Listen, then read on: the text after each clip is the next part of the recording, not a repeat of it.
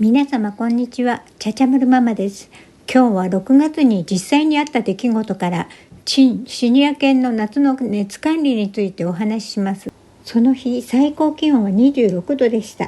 今日は昨日より少し涼しいかな、そんな風に思っていたその日の夜11時頃のことです。ちゃちゃまるが普段よりずっと荒い呼吸、パンティングをしながら私のところへ来ました。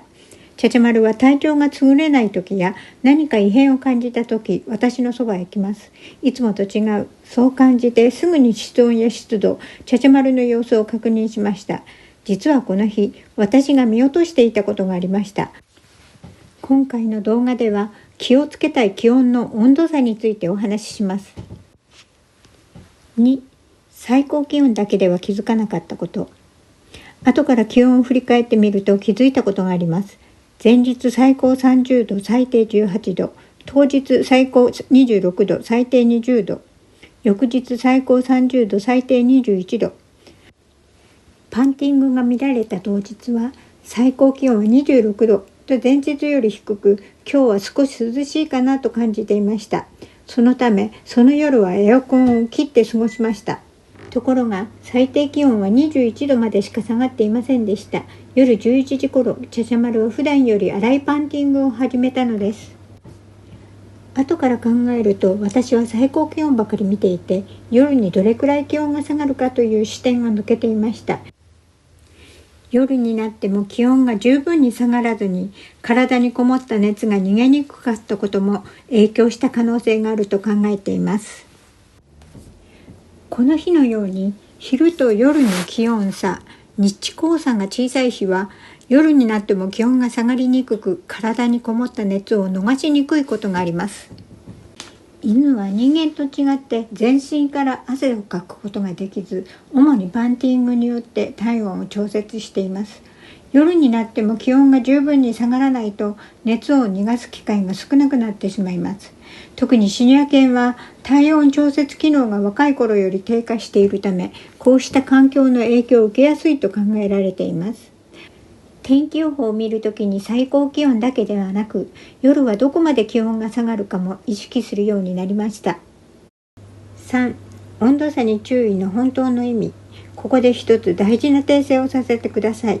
私自身、この出来事があるまで、チンは温度差に注意という言葉を実は違う意味で受け取っていました。温度差には実は2つの意味があります。1、犬の体が経験する急激な温度差。これは本当に注意が必要です。例えば、猛暑の屋外から冷房の効いた室内へ急に入る。お風呂上がりに冷房の風を直接受ける。暖房の前から急に寒い場所へ移動する。こうした急激な温度変化は犬の体に負担をかけることがあります。2、夜になっても気温が十分に下がらないこと。今回私が気づいたのはこちらでした。昼間の暑さで体に溜まった熱は夜になって気温が下がることで少しずつ逃げていきます。でも夜になっても気温があまり下がらない日はその熱が抜けにくくなることがあります。今回調べて初めて知ったのですが、気象用語ではこの昼と夜の気温差を日光差と呼ぶそうです。私はこれまで1のことばかり気にしていましたが、今回の経験を通して2の夜にどれくらい気温が下がるかも大切なのではないかと考えるようになりました。梅雨から夏にかけては最高気温だけでなく、今夜はどこまで気温が下がるかなという視点も持つようになりました。4、実際の対策ルーティン。この出来事以来、うちで実践している1日の温度・湿度管理のルーティンをご紹介します。夜間、除湿27度設定にしています。日光差が小さい夜でも強制的に室温と湿度を下げることができます。朝の外気温が低い日はエアコンを止め内部クリーン運転をしています。これはカビや雑菌対策になり、次に稼働させた時の空気の質を保つためです。同時に窓を開けて換気し、室内にこもった湿気や匂いをリセットします。ここで一つ気をつけているのが換気のタイミングです。梅雨時は外の湿度がすでに高いことも多いので、外気温、外気湿度が室内より低い時間帯、できるだけ早朝に換気するようにしています。日中、気温の上がり方に応じて除湿と冷房を切り替えます。このルーティンは常時つけっぱなしにするよりメリハリがあり、エアコン自体の負担を抑えつつ、内部クリーニングの機会も確保できるので気に入っています。実測値の目安、設定27度除湿にした日、ちゃちゃまるが寝ている場所の実測は25度、湿度 60% でした。一般的には50から 60% 程度が過ごしやすいと言われています。温湿度計は各部屋、ちゃちゃまるの高さ、床に近い位置に常備しています。人間が立って感じる温度と床に近い犬の高さの温度湿度は全く違うことがあるので、これは本当にお勧めしたいポイントです。5、冷感グッズについて。天然大理石、アルミ。暑さ対策のグッズにもいくつか種類があります。天然大理石御影石プレート。蓄熱性が高く、熱をゆっくり吸収し続けるので、持続的にひんやりが続きます。電源不要で経年劣化もなく、重さがあるので安定感もあります。アルミプレート。熱伝導率が高く、一瞬でひんやりしますが、体温側の熱をすぐに吸ってしまうため、持続時間は短めです。実はうちの先代の犬はアルミのプレートを絶対に使いませんでした。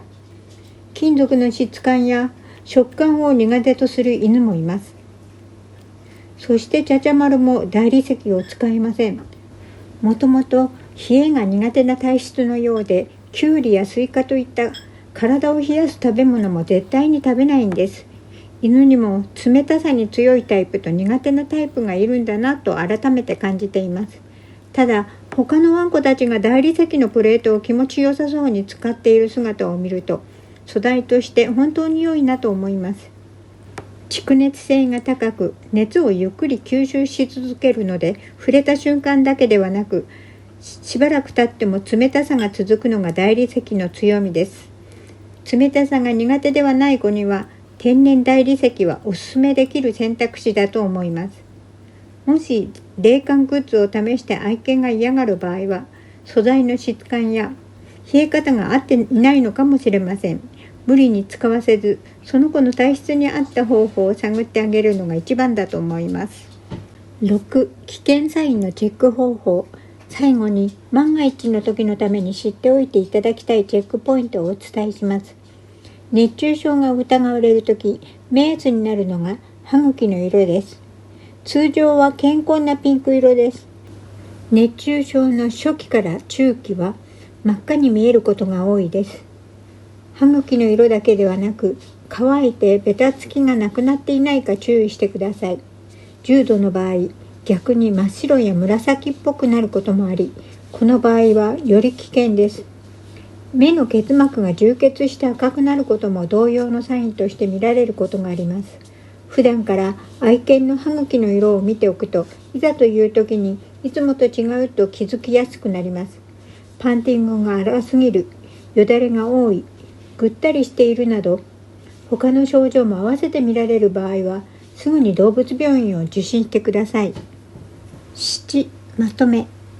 今日お話ししたポイントをまとめます。最高気温だけでなく、夜にどれくらい気温が下がるかにも目を向ける。温度差に注意には、犬が急激な温度変化を受けることと、夜に気温が十分下がるかどうかという異なる意味がある。夜間には除湿、朝は内部クリーニングと換気、日中は気温に応じて除湿と冷房を切り替えるなど、その日の状況に合わせて環境を整える。温湿度計は犬が過ごす高さに置いて確認する。冷感グッズはそれぞれの犬の体質や好みに合うものを選ぶ。パンティングや歯茎の色など、普段との違いに早く気づくことを大切にする。